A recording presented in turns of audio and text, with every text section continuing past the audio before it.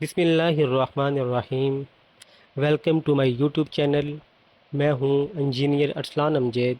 मैं आज आपके लिए लेके आया हूं रिसर्च मेथड STA 630 लेसन 1 के शॉर्ट लेक्चर और इसके मुतलका MCQs। तो आइए वीवर्स, हम अपनी वीडियो स्टार्ट करते हैं। हमारा पहला लेक्चर है introduction, definition and value of research. तो इसमें हम सबसे पहले स्टडी करते हैं इंट्रोडक्शन टू रिसर्च। तो इंट्रोडक्शन में research is an integral part of our lifes influencing various fields such as education, business, healthcare, and government. It involves the systematic gathering of information to solve problems, improve process, and make informed decisions. Research हमारी ज़िंदगी का एक लाजमी हिस्सा है जो कि मुख्तलिफ़ शोबों जैसे कि तलीम, कारोबार, सेहत की देखभाल और हुकूमत को मुतासर करती है। इसमें मसाइल को हल करने, अमल को बेहतर बनाने और बाखबर फ़ैसले करने के लिए मालूमात को एक मुनज़्ज़म तरीके से इकट्ठा किया जाता है। उसके बाद आता है नंबर 2 पे definition of research. Research is often perceived as a activities conducted in laboratories. तो आप सब ने सुना होगा, जब भी वर्ल्ड रिसर्च का आता है तो हमारे माइंड में एक इमेज आ जाती है कि एक बंद कमरे में, एक लेबॉरेटरी में कुछ साइंटिस्ट हैं, उन्होंने वाइट लिबास पहना हुआ है, गोगल्स लगाए हुए हैं, वो किसी चीज़ पे रिसर्च कर रहे हैं। तो हमारे माइंड में ये एक प्रोसेस आ जाता है कि ये रिसर्च इस चीज़ का नाम है। आगे वो कह रहा है, however, ताहम research encompasses a wide range of activities from scientific experiments to consumer interviews। वो कह रहा है कि इसकी एक बहुत लंबी चौड़ी लिस्ट है एक रिसर्च की। ये सिर्फ लेबॉरेटरी के अंदर नहीं है, ये साइंटिफिक एक्सपेरिमेंट से लेके कंज्यूमर के इंटरव्यूज़, यानी कि जो हम फील्ड में जाके कंज्यूमर्स के इंटरव्यूज़ करते हैं, ये इतना लंबा चौड़ा प्रोसेस है। Essentially, research is the process of finding solutions to problems through careful study and analysis of relevant factors। वो कह रहा है कि इसमें जो रिसर्च है, बुनियादी तौर पर रिसर्च मुतलका अवामल के मुताला और तज्ज़िया के ज़रिए मसाइल का हल तलाश करने का अमल है। तीसरे नंबर पे है the systematic nature of research. A key characteristic of research is its systematic nature. Research is conducted in an organized manner following a specific procedure. This ensures that the study can be repeated or verified by others, maintaining the reliability and validity of the findings।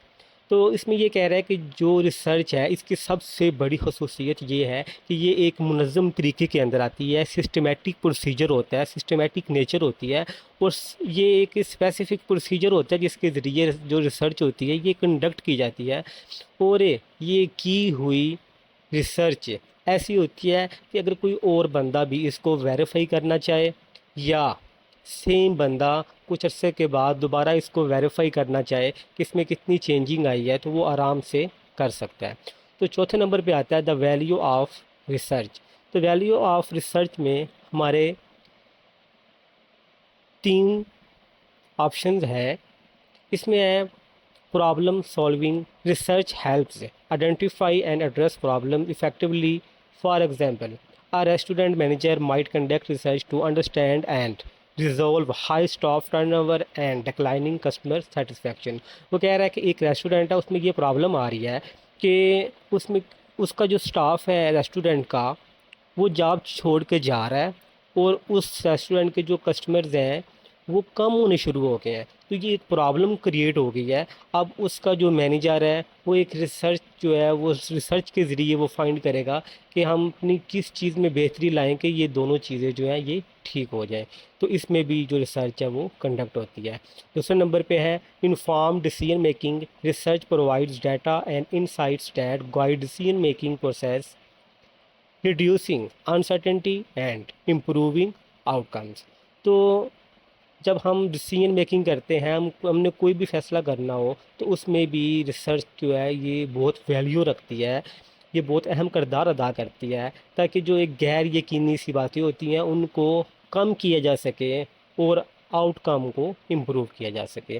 तो तीसरे number पे है contributing to knowledge. Research not only solve problems but also contribute to the broader body of knowledge by uncovering new information and generating theories। तो कह रहा है कि ये सिर्फ प्रॉब्लम को सोल्व नहीं करती, ये एक वसी है, ये एक नॉलेज का समंदर है जो कि न्यू इन्फॉर्मेशन जो है वो लेके आती है, नए आइडिया जनरेट करती है, नई थ्योरी जो होती हैं वो जनरेट करती है। पाँचवें नंबर पे आ जाता है the role of research in management. Managers and administrators with knowledge of research are better equipped to understand, predict, and control organizational events. They can effectively interact with external researchers, interpret data, and implement research findings to enhance organizational performance। Research के इल्म के हामिल managers और इंतज़ामिया वाक़यात को समझने, पेशगोई करने और control करने के लिए बहुत से तरीके लैस होते हैं, और वो तंजीमी कारकर्दगी को बढ़ाने के लिए मौसर तरीके से एक दूसरे के साथ निगोशिएट करते हैं, डाटा की तशरीह करते हैं और आखिरकार तहकीकी डाटा को, नताइज को नाफिज करते हैं। इसके बाद आ जाता है 6 नंबर पे research methodologies। Research involves developing and using various methodologies for data collection, processing, and analysis. While many established methodologies are available, there is always room for improvement and innovation in research technique। वो कह रहे हैं research में data इकट्ठा करने, processing करने और तज्ज़िया करने के लिए मुख्तलिफ़ तरीक़ों को तैयार किया जाता है, इस्तेमाल किया जाता है। अगरचे बहुत सारे तरीके हमारे पास दस्तयाब हैं, लेकिन फिर भी ये जो रिसर्च है ये इतना वसी सब्जेक्ट है, इसमें हमेशा कोई ना कोई इम्प्रूवमेंट की, इनोवेशन की हमेशा गुंजाइश रहती है, जो कि वक्त के साथ साथ जिद्दत आती रहती है। स्टूडेंट्स, अभी हमने जो लेक्चर स्टडी किया है, अब हम इसी के मुतल्लिका MCQs अटैम्प्ट करते हैं। तो हमारा पहला क्वेश्चन है, what is the primary purpose of research? Option A, to create new products. Option B, to solve problem through systematic inquiry. Option C, to entertain people. Option D, to increase profit. तो इसमें हमारा right answer है option B, to solve problems through systematic inquiry. Question number 2 है, which of the following is not a field where research is commonly used? Education, business, healthcare, sports। तो हमारा right answer है option D, sports. Question number 3 है, research is typically characterized by. Option A, random and unstructured activities। Option B, a systematic and organized approach। Option C, intuition and guesswork। Option D, spontaneous decision making। और हमारा right answer है option B, a systematic and organized approach। Question 4 है, in the context of research what is an example of a non laboratory setting? Option है इसके, conducting experiments on chemical reactions, interviewing consumers about a new product, developing new medicines, studying the effects of gravity। तो इसका right answer है option B, interviewing consumers about a new product। Question number 5, why is it important to follow a systematic procedure in research? To save time, to impress others, to ensure the study can be repeated or verified by others, to avoid errors। तो इसका correct option है option C, to ensure the study can be repeated or verified by others। Question number 6 है, what does research provide that aids decision making? इसके option हैं entertainment, random data, reliable information and insights, personal opinions। तो इसका हमारे पास right option है option C, reliable information and insight. Question number 7 है, which of the following best describe research?